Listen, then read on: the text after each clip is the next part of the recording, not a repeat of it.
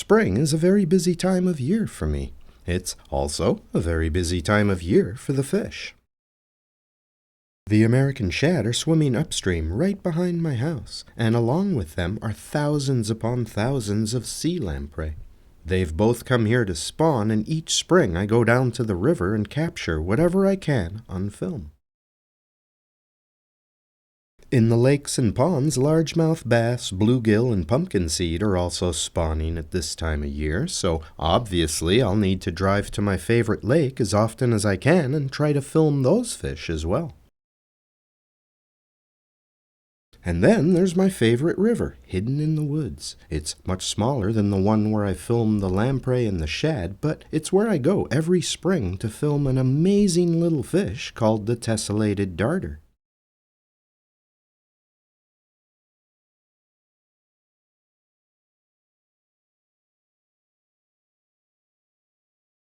During the spring spawning season is when the male darters display their boldest patterns and brightest colors. It's also a time when the dominant males have lots of territorial disputes where they puff themselves up and spread their fins out as wide as they can. And these male darters put on quite an impressive show, but I don't think it's ever been captured on film before like you're seeing it here. And it's taken me years to get this footage, but I think these native fish are really special, and they definitely deserve way more attention than they get.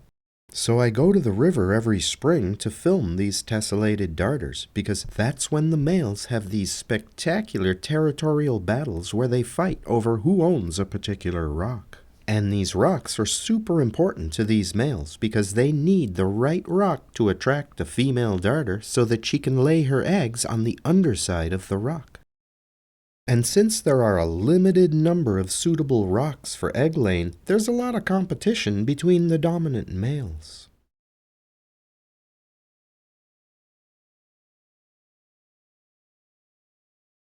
And these male darters can have quite an extensive territory that they claim as their own, because they can use more than one rock each season, so things can get pretty heated here at the bottom of the river.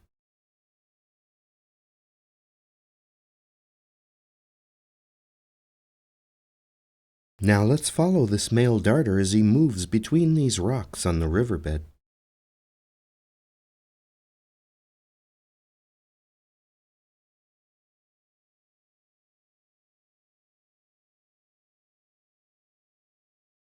And now there's trouble because he's run into another male darter who is trespassing in his territory, and this sort of incursion is unacceptable.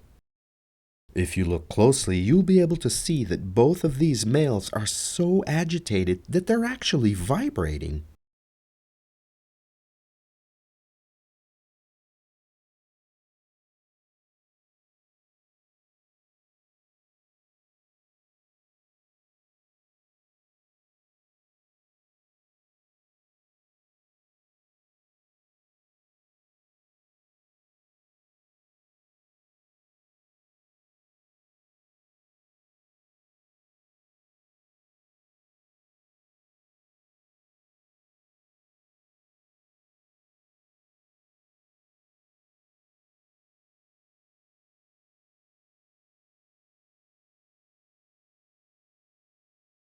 And that's the type of behavior that I've spent years trying to capture on film. And believe me, it isn't an easy thing to do, but I'm afraid that if I don't take the time to do it, then no one else will. I feel that it's important for people to see all of the magical things that are happening in the natural world, so that hopefully they'll gain a better understanding and appreciation for the environment that we all depend on for survival.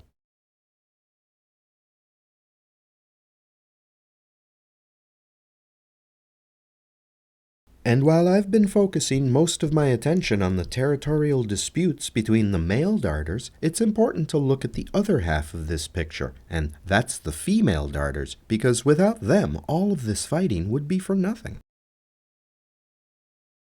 And here comes a female darter right now. The females are smaller and not as colorful as the males. And then right behind this female, another female arrives. Both of these females are about to go inside the male's cave, but when I start the video back up, you'll want to pay attention to this female right here, because she's going to enter the male's cave and then flip upside down so that she can deposit her eggs on the underside of the rock. Then you'll be able to see the male as he follows along behind her to fertilize the eggs.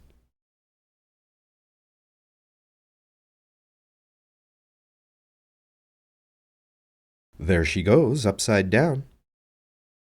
And there's the male following along behind her.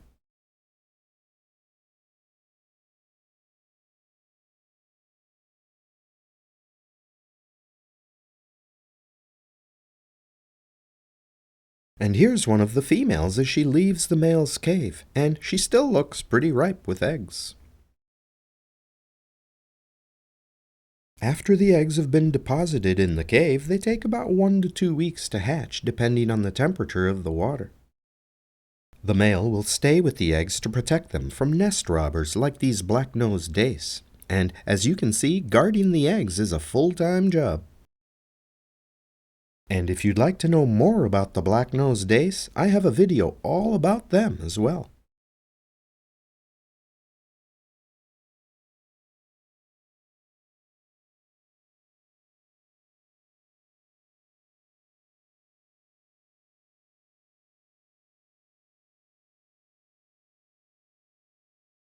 And this is the nesting site of another male darter. And here comes what I assume is a small female.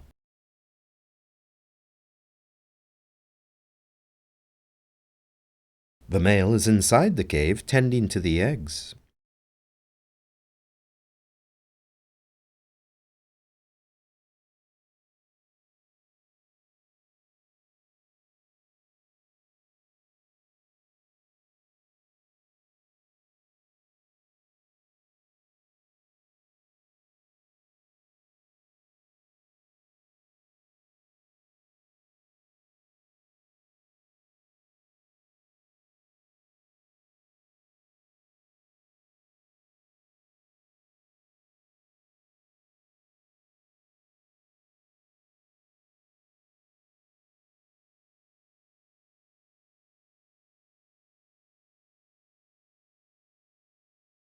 Tessellated darters don't have a swim bladder, but the female lays her eggs on the underside of the rock. So, in order to care for the eggs, the male has to turn upside down and remain in that position for a fairly long time. And I was wondering, how is he able to stay in contact with the ceiling of the cave and care for the eggs? Because he can't float, so how is he keeping himself up there? He's not using his pectoral fins because you'd be able to see debris flying out of the cave if that was the case.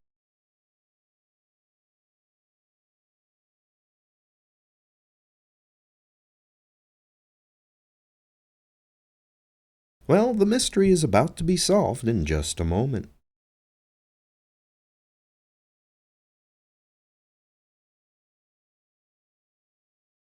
Okay, here you can see that the male darter is upside down tending to the eggs, and he's able to move around pretty freely, so it's not like he's wedged in there nice and tight.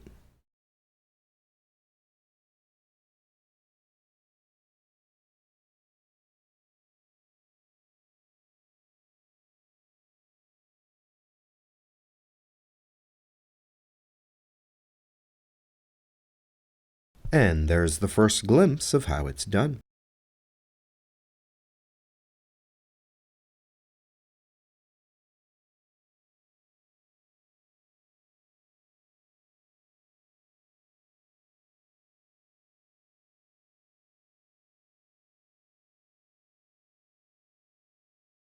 I've stopped the video right here so you can see how the male darter has extended his 2 enlarged dorsal fins and is now using them to prop himself up against the underside of the rock so that he can remain in contact with the eggs.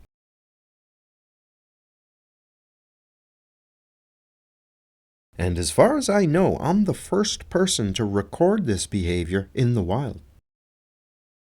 Nonetheless, this discovery leads me to believe that the gap between the bottom of the rock and the substrate has to be small enough for the male to be able to come in contact with the underside of the rock when his dorsal fins are fully extended. And this requirement is probably part of the reason why these male darters are so protective of their caves, because not just any rock will do.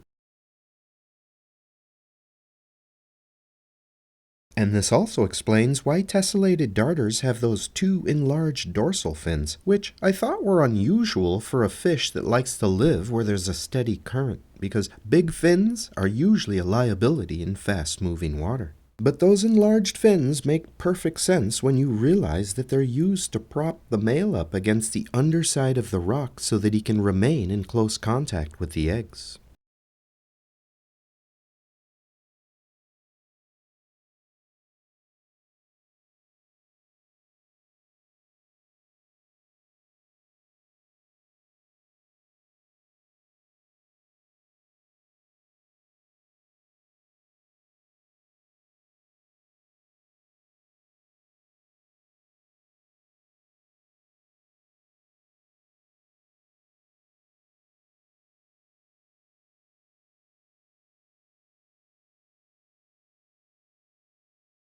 The males are remarkably faithful to their nesting site because you can even pick up their rock and the male will stay in the same spot unless you make a sudden movement. It's important to note that these darters are plentiful in my area, so I don't feel too bad for briefly disturbing their nesting sites during the breeding season. But I am very mindful of where the nesting males are located, and I'm always careful not to disturb the area any more than is necessary to capture their behavior on film. Like many fish eggs, the eggs of the tessellated darter are a golden amber color when they're fertile. But as the eggs age and the embryos inside them develop, the eggs turn a bit darker. And there are lots of eggs on the underside of this rock, and they were put there by more than one female darter, so these eggs are not all the same age. Now, I didn't notice this when I was down on the river, but when I reviewed the film at home, I realized that some of these eggs are very close to hatching. And if you look closely, you can even see the tiny embryos moving around inside the eggs.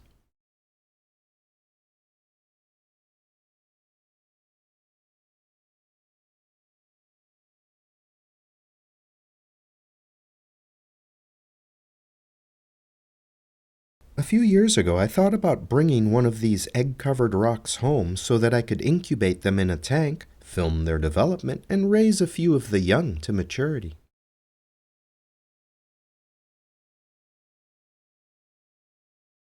And after thinking about it for a while, I decided not to do it because I've spent so many countless hours watching these fish and filming them in the wild that keeping them in an aquarium might seem very dull by comparison. And I don't want to lose the passion and the excitement that I feel each season when the snow melts and the weather warms up enough for these beautiful fish to begin spawning. And it's always a new adventure because, as I've mentioned in the past, the river is a dynamic environment, so the riverbed is constantly changing. And the places where I was able to film them last year might be unsuitable for them this year. Which means that every spring begins a new adventure where I pack all of my gear and hike down to the river looking for these fish.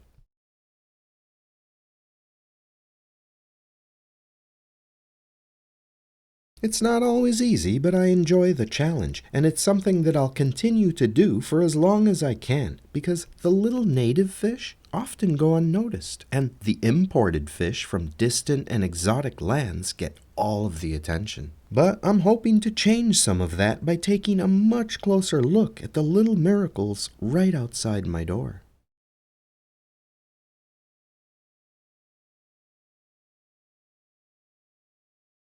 If you'd like to help support my effort to continue bringing you these one-of-a-kind documentaries, then please consider contributing to this channel through YouTube's Super Thanks program or directly through the PayPal link on my YouTube homepage.